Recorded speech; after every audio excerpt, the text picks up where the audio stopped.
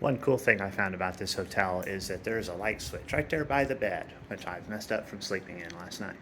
But that light switch turns on the light in the foyer. I can't really demonstrate it right now because I have my curtains open and it's bright in here. But I found it in the middle of the night. I don't even know why I was looking for it. I think I saw it and wondered what it did. But anyhow, it's kind of cool because lighting in hotel rooms always sucks and it's hard to find your way around in the dark. So you could turn that light on and have a little bit of light in the room. Pretty cool. I also think the light in the bathroom is really cool because, well, I mean, there's a can light, but also the light around the mirror comes on with the same switch, and that's pretty cool. Good morning. It is Thursday, May 25th, and it is 7:50 in the morning Central Time. Let's see, a couple things to go over. One last note on this hotel. When I came out to my car this morning, there was a big black dog lurking around, and he didn't seem the friendliest. He seemed a little nervous around people. So I went inside the hotel and told the lady, you know, there's a dog out there. And her reaction was say, I know, that dog is out there every day at this time. And just went on and on about how the dog's out there every day and she don't know why. Well, here's the thing. If you got a customer complaining about the dog being out there, then you need to do something about it. Call the county and have them come pick it up, you know? She's like, it's never bit anyone. Well, but it might. Okay, so I did not sleep well at all last night. My Fitbit says I got 5.5 hours of sleep. I went to sleep around 10:30, and I woke up at 1 o'clock and I was wide awake. I felt like it was time to get up. And there's a real bad glare there. I'll just take these off. And I was awake from 1 until 4. Yeah. And just played on my phone and organized photos and did some of that stuff. Posted some photos of to a couple of my Instagram accounts. But yeah, I did not sleep well, and I'm having trouble remembering staying focused right now. I'm not tired though. I'm fine. But I'm just trying to think about what I want to say and trying to keep it succinct. Okay, the trip meter. So as we start out today, which is also ending numbers from yesterday, the trip meter is at 741 miles. We've been averaging 20.9 miles per gallon. And the actual odometer on the car is 827 miles. So today we are starting here in Oakhurst, Oklahoma, just outside of Tulsa. The hotel actually has a Tulsa address. And we are targeting to get to Amarillo, Texas today, which is 360 miles. And I kind of sketched out my plan for the next couple days. We don't need to go over that right now. We'll see if it comes to fruition. I've marked a couple things to stop along the way today. And yeah, I think that's all I have to say right now. So if I think of something else, I'll make another video. All right, it's 8:15. I have stopped at a gas station down the street from my hotel and put 14.5 gallons in the car at $3.25 a gallon. I spent $46.99. While here at the gas station, I also bought a $10 Oklahoma lottery scratcher and won $10, so I broke even. So keeping that trend up, at least for the last day or two. Now it's time to hit the road and get some miles. I have stopped along Route 66 in Milfay, Oklahoma to see the old Route 66 shoe tree, which in my opinion was a little anticlimactic. I drove right by it, and I was slow on the highway on Route 66 as I was approaching and didn't see it. It's about 100 feet off the highway. But anyway, there it is behind me. People have left their shoes there. And I'm gonna head back to the car. As I walk, I stopped in the town of Bristow to see if there was a geocache I could make a quick find of, and I was parked right on top of one at a gas station. And the geocache was in an old British phone booth. And while I was in the phone booth looking for the cache, the gas station owner wandered by and he's like, are you just checking out the booth? And I'm like, yeah. And he's like, well, my mom bought it for me when I bought the gas station. And I'm like, oh, so you own the phone booth? And he's like, yeah. So then I told him I was geocaching, and he did not know what geocaching was. So that cache was placed without permission, but it was no big deal. He didn't care. And he got in his truck and started to pull away just as I found the geocache. So then I hollered at him so I could show it to him, and he didn't seem that interested. But anyway, this is my stop on Route 66, and we'll see where I stop next. Here's the little turtle that I just saved on Route 66, and I got to get back to my car because there's cars coming. But anyway, I saw like 3 turtles crossing Route 66, and I decided to stop. Well, I was stopped when I saw him crossing the road, so I helped him on across the way. I've stopped here in Stroud, Oklahoma. You're okay. Stroud, Oklahoma, along Route 66, and stopped because I saw the cars things out here. This is the Rock Cafe, and according to the sign, this is an official roadside attraction. And we could read this. Built from stone, excavated during the paving of Route 66, the Rock opened in 1939. Don Welch purchased the cafe in '93 and became the inspiration behind Sally Carrera in the Pixar film Cars. The restaurant was restored after a devastating fire in 2008. So that's pretty cool. Just the crazy things you stumble upon when you stop.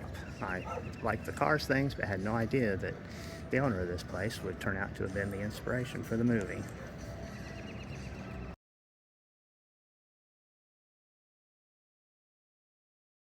Yeah, there's 51, 55.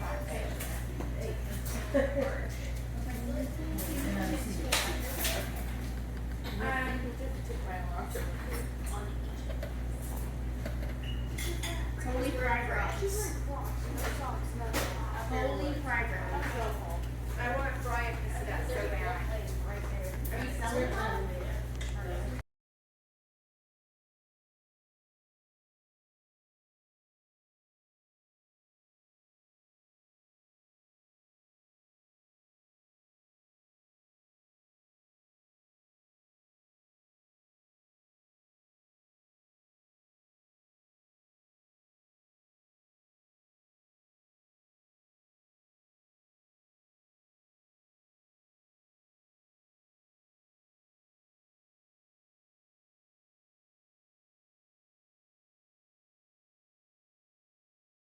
And I wasn't really hungry, but I ordered beignets, and I have 5 beignets here that look delicious. I am in Chandler, Oklahoma now, and drove by the 66 bowling alley and came back to shoot this video because this is just so cool, the way they have embodied everything about Route 66 into this place. Notice the brick driving lanes, and just the parking spots are concrete, and all the old gas station signs just all around. And way up there, let's see if I can hold this still and zoom in a little bit. There's an old car up under the awning up above the doorway. Anyhow, just really cool, and types of things you'll see along Route 66.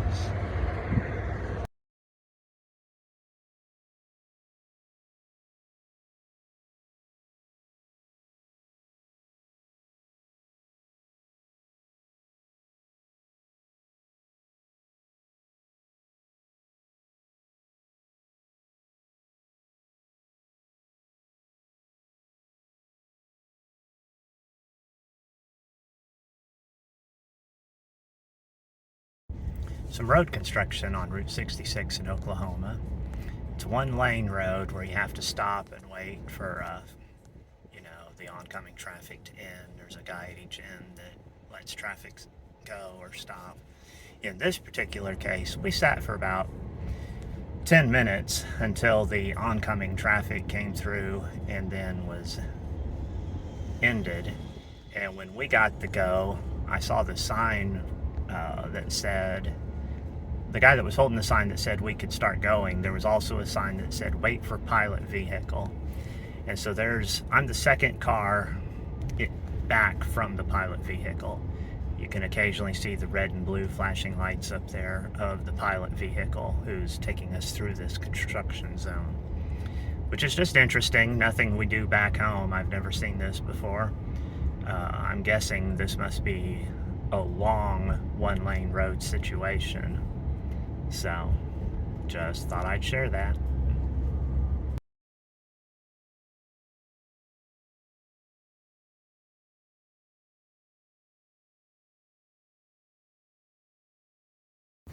Welcome to Pop's gas station on Route 66, just east of Oklahoma City, where gas today is $3.89 a gallon. Yikes. Here's Pop's. It's a futuristic gas station, and you can see the very interesting architecture of the building and the way that the building is slanted along the sides. Likewise, the front window slants outward, and there's pop bottles all lining all those windows. 1, 2, 3, 4, 5, about 9 or 10 shelves high. And I'm telling you, because I don't know how well it shows up in the video. And then it also has this 50-some foot tall bottle out front, pop bottle with a straw in it, that apparently looks even cooler at night when it's lit up. But I'm here during the day, so we'll just have to look at it like that. I went inside and used the facilities and bought a couple postcards. Then I sat on a bench over here and got the postcards ready to mail. It's getting warm out, and it's, what time is it? Let me check. It is 11:48 Central Time. So I guess that's all I've got to tell you about this, and I'll see you in the next one.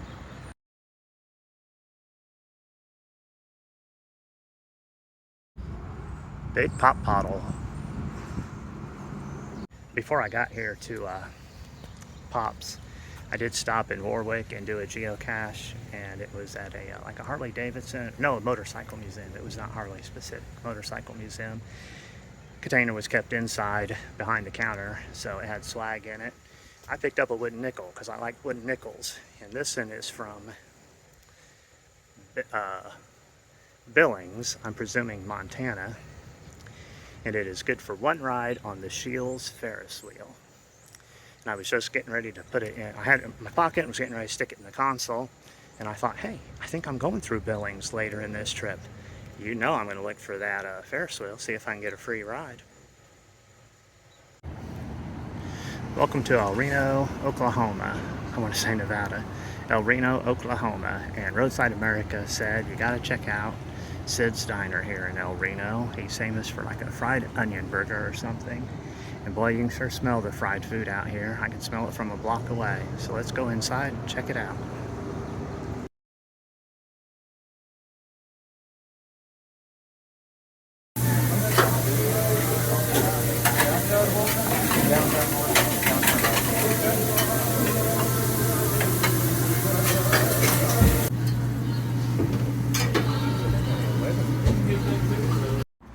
Well, here we are at the Lucky Star Casino, and let's see if we can try again and walk in here and get rich. For what it's worth, this casino is kind of like the one I stopped at this morning that wasn't open. I saw on their sign out front that they are open from 11 a.m. to 10 p.m. daily.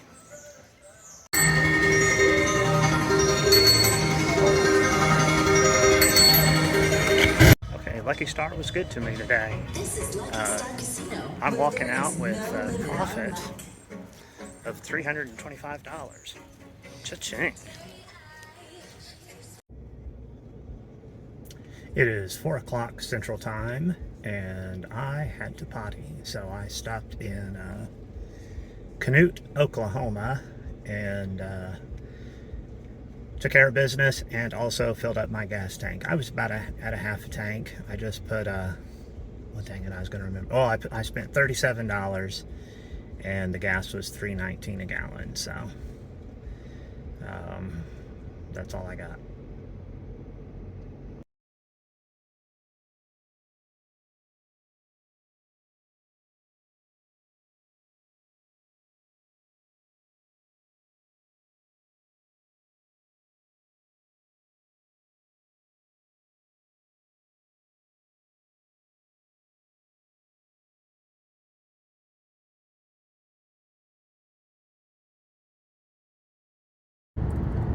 Texas is very flat, at least this part, and there are a lot of windmills. Woo! That traffic flying by can make it kind of dizzy, huh? And yes, I'm videoing while I'm driving, but look, there's no traffic, and there's the equal amount of traffic behind me. But yep, just a lot of windmills. I was not going to video them because we see these at home in northern Indiana, but there is quite a few of them, so I thought I'd go ahead and capture this in my memories. Welcome to Groom, Texas, and the home of the Leaning Tower. I found this on roadsideattractions.com, and the town of Groom bought the water tower, and it was at an auction, and it never met code, and so a local businessman who owned a fuel stop around here bought the tower from the city at a bargain and placed it out here at an angle just to draw attention. And it works. I saw this from 2 miles up the interstate before I got here. I just hope the video captures how much it's leaning. I may try and go to another vantage point and get additional footage. Alright, this angle might be better, and we have the sun behind us, so the tower shows up better, at least for me, and hopefully the angle in which it leans shows up better in this shot as well. So, there you have the Leaning Tower of Texas. Here we are at the Slug Bug Ranch, and a long time ago, I don't know how many years ago, somebody did this as sort of a parody to the Cadillac Ranch, which we will see later today, and to compete with, to have something eye-catching to bring business their way. So, it's changed ownership since then, and I found it on roadsideattractions.com.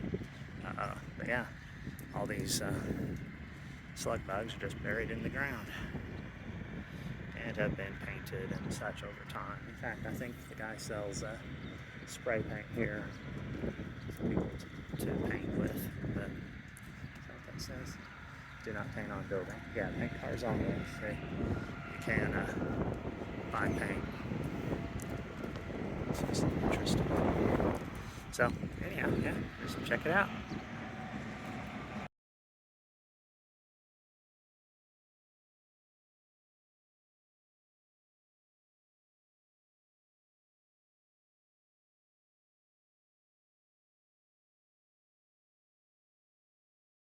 Alright, now we're approaching Cadillac Ranch. There's Interstate 40 over there, that's eastbound. And then there's this frontage road with a lot of cars parked along it as people go over here to walk out to Cadillac Ranch. There is a trailer over here where you can buy spray paint and such to leave your mark on a Cadillac. I'm going to pass up on that because my injured right hand is going to make it very tough to do any spray painting. As we approach, I was reading up on this before I came here, and this was an art project in 1974, I think is when it was finished. Some self-proclaimed hippies from San Francisco were backed by a millionaire or something that wanted to create some sort of funky art piece, and burying Cadillacs out here is what they came up with.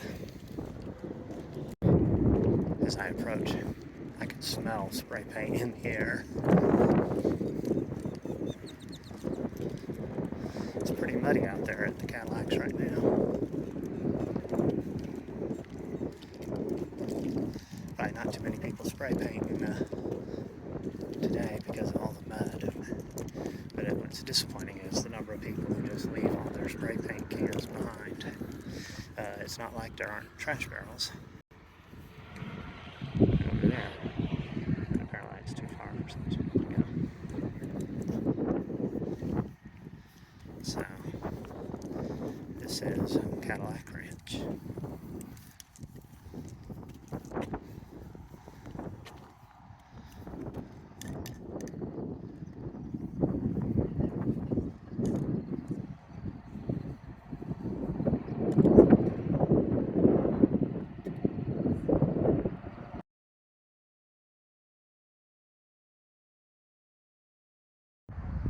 Here I am at Cadillac Ranch.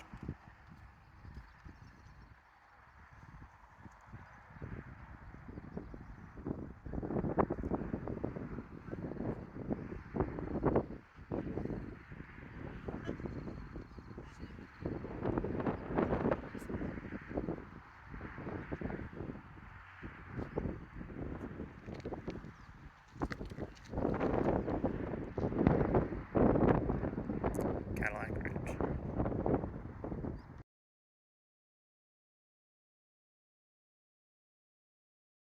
Of course, when I decide to shoot a selfie with the Cadillac Ranch, the sun comes out and now I can't see anything. So we'll try and get a second or two of video of me looking at the camera and pretending not that it's blinding me. Okay, that's enough. I'm crying. Tonight I'm at the Sleep Inn in Amarillo.